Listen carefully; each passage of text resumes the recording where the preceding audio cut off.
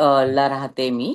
हं. अ, नमस्कार, माझं नाव दीपा लेले चेऊलकर आणि साजिरी हा जो ब्रँड आहे त्या ब्रँडची मी फाउंडर आहे.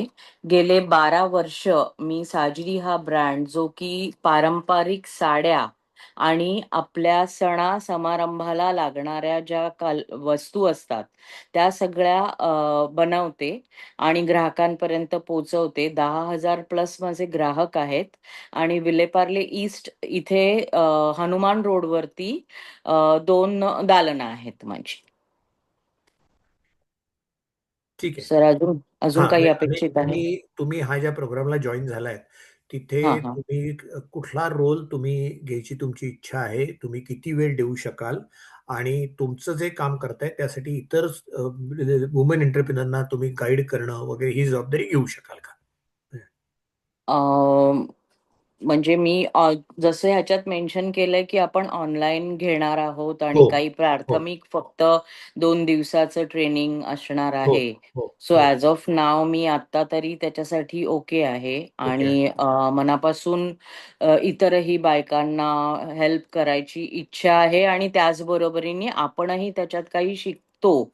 हो. हाही एक त्याच्या मागचा नक्कीच दृष्टिकोन आहे, कारण आपण नेहमी शिकतच असतो बिझनेस करताना.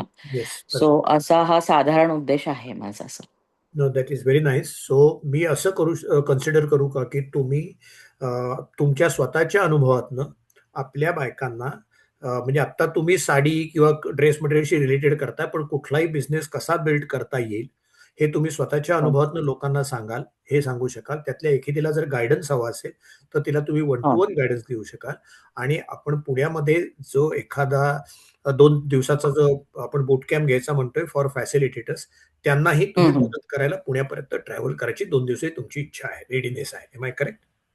हो हो सर, हो. आणि सो दॅट इज नाईस. तुमच्या प्रॉडक्ट विषयी सुद्धा आपण जेव्हा चालू करू तेव्हा लोकांना सांगू, म्हणजे त्यातनं लोकांना आयडिया येईल की तुम्ही 12 हो वर्ष हो. हा बिझनेस कसा करताय.